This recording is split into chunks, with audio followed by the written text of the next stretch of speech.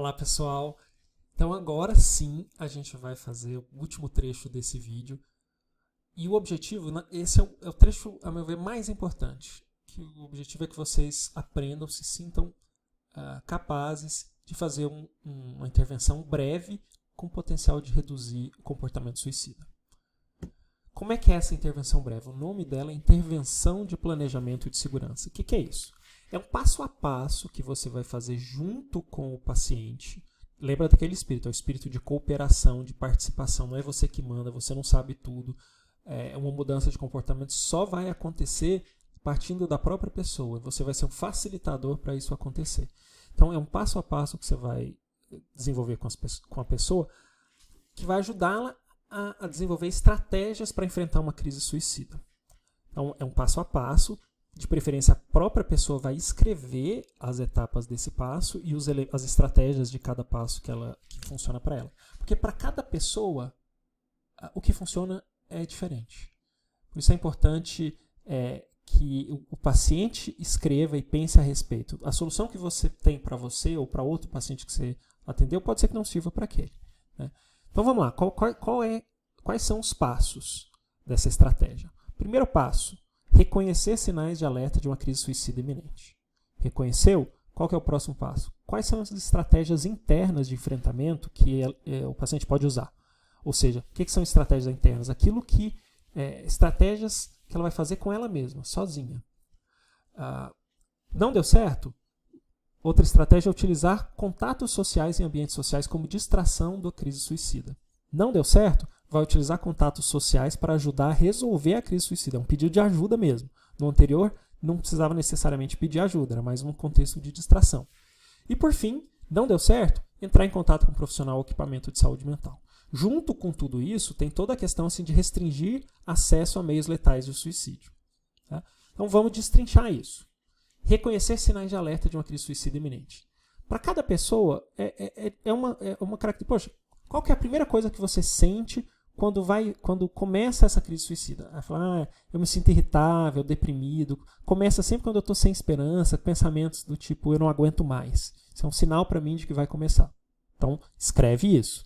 Os sinais de alerta são isso. Ou então a pessoa pode associar com comportamentos problemáticos. Normalmente vem quando eu fico muito tempo sozinho, quando eu fico muito isolado, ou então quando eu bebo mais do que o normal. Então, seja um sentimento, pensamento, seja uma circunstância, uma situação que é um sinal de alerta, que costuma ser um gatilho para uma crise suicida iminente.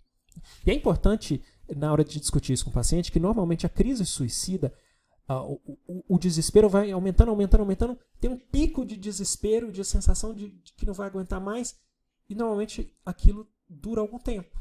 Não muito tempo. E aquela crise gigantesca, insuportável, depois de algum tempo, diminui e passa. Então, aquele pico de desespero, ele não é eterno, ele passa. Então, bom, reconhecer os sinais de uma crise suicida iminente, vamos fazer estratégias internas de enfrentamento. O que são estratégias internas? Você vai aumentar o sentimento de autoeficácia, a sensação de que a própria pessoa é capaz de manejar aquilo, que ela não está ao léu, que ela tem controle, algum tipo de controle sobre aquela situação. Né? E os impulsos suicidas podem ser dominados. Então, quais podem ser essas estratégias? Você pode distrair da crise e prevenir que a ideação suicida se escalone.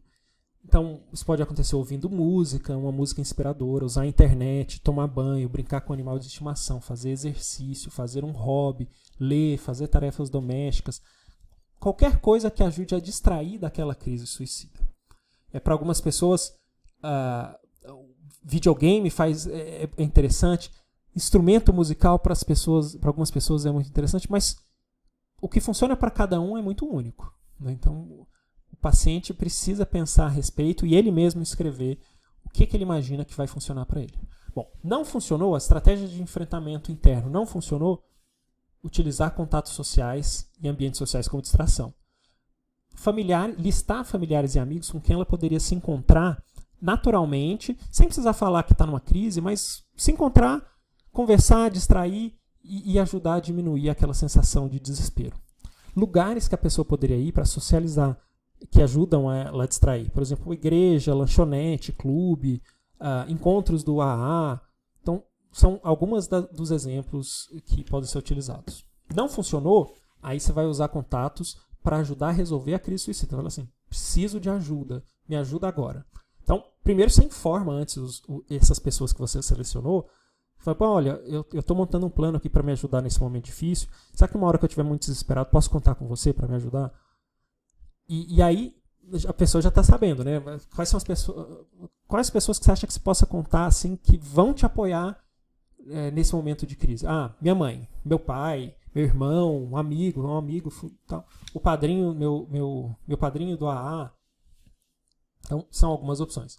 Então, eles devem ser solicitados sobre a probabilidade de que eles entrariam em contato com esses indivíduos e se eles seriam úteis ou se poderiam exacerbar a crise. Porque, minha mãe, nossa, mas ela fica tão desesperada, eu fico tão irritado, eu fico muito irritado quando ela vem preocupada desse jeito, eu fico com mais raiva ainda. Não, então não é essa pessoa.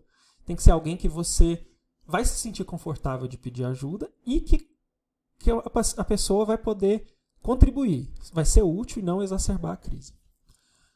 Se possível, alguém próximo ao paciente com quem o plano de segurança possa ser compartilhado. Essa pessoa deve ser nomeada no plano. Você vai escrever lá no plano quem é essa pessoa. Não funcionou? Pediu ajuda para um contato da família, uma pessoa próxima. Não funcionou? Vai procurar o profissional de saúde mental. Então, anota lá no plano de segurança o telefone que a pessoa vai entrar em contato.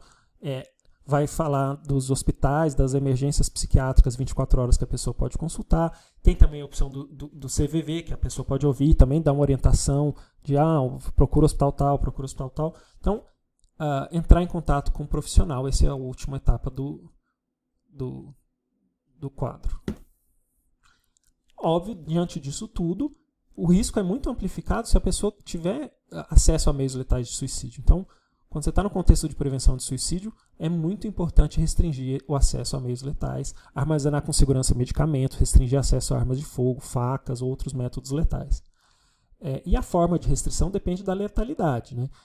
A maneira como você vai lidar com uma arma é diferente da maneira como você vai lidar com medicamentos, né? Com a arma exige um cuidado muito grande. Então, um exemplo aqui de um plano de segurança. Passo 1, sinais de alerta. Aí a pessoa aqui anotou. Pensamento suicida, sentimento de que não vale nada, de desesperança. Impulso para beber. E aí uma circunstância é quando eu discuto fortemente com a minha namorada. Então, reconheceu, esses são sinais de alerta. Se isso acontecer, você já fica atento, já saiba que pode ser que venha uma crise suicida, que está começando a crise suicida. Passo 2, estratégias de enfrentamento interno. Coisas que eu posso fazer para me distrair sem que eu precise contactar alguém.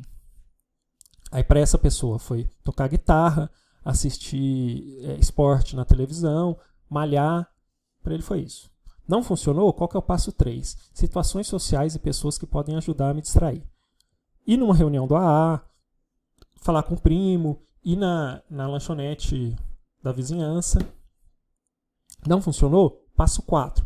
Pessoas que eu posso pedir ajuda. Minha mãe, telefone tal. O meu padrinho do AA, o Frank, o número dele é tal. Não funcionou? Profissional, eu vou precisar procurar um profissional ou a emergência. O nome do médico que eu vou ligar é o Dr. João, 3333 tal. Aqui o contato de emergência está aqui. O hospital mais próximo é esse, o endereço é esse, o telefone é esse. E um número de prevenção de suicídio aqui, está aqui. E como é que eu faço para deixar um ambiente seguro? Deixar apenas uma pequena quantidade de comprimidos em casa, não deixar álcool em casa. Então, tá aí um exemplo. Veja que é relativamente simples, mas é surpreendente o quanto isso é poderoso. Especialmente se você construiu uma postura de colaboração, sem nenhum julgamento, e elicitando essas informações do próprio paciente. Não são as suas respostas. São as respostas do paciente. Então, isso é muito poderoso. Agora, parece tão simples. Será? Será mesmo? Será que isso serve para alguma coisa? E aí o pessoal lá do JAMA Psychiatry, uma das principais revistas de psiquiatria do mundo, fez uma avaliação do follow-up de pacientes que teve um cuidado habitual e um grupo que foi realizado uma intervenção de planejamento de segurança na emergência. Uma intervenção única na emergência, em torno de 30 minutos. O que aconteceu? Teve uma redução de cerca de 50% de comportamento suicida no follow-up. E dobrou a chance de que a pessoa procurasse tratamento depois da alta. Então, veja que uma intervenção de 30 minutos única foi capaz de produzir essa mudança no desfecho. Então, é uma estratégia simples, mas que funciona. Se vocês puderem, releiam, assistam novamente o vídeo, leiam o material que vocês vão receber sobre intervenção de planejamento de segurança, porque vale a pena se capacitar. Então, com isso eu encerro a aula, ressaltando para vocês que suicídio é uma das principais causas de morte no mundo e é uma morte prevenível. Se preparando para acompanhar, para ouvir, para ter uma atitude empática com o paciente em sofrimento psíquico e utilizando essas estratégias que são relativamente simples, você pode alterar o desfecho de alguém que está num momento tão difícil. Tá? E eu sei que aulas sobre suicídio, conversas sobre suicídio, são conversas muito difíceis e conversas pesadas, e isso eu estou dizendo é pesado para nós, profissionais de saúde, é difícil. Então, se porventura vocês tiverem alguma dúvida ou alguma angústia maior em relação a esse tema, entre em contato. Tá? Meu e-mail é azevedo@unifesp.br e a gente pode conversar. Tá? Um grande abraço, pessoal. É um prazer ter vocês aqui participando do nosso sonho, que é construir o maior e melhor centro acadêmico assistencial de psiquiatria do Brasil. Abraço.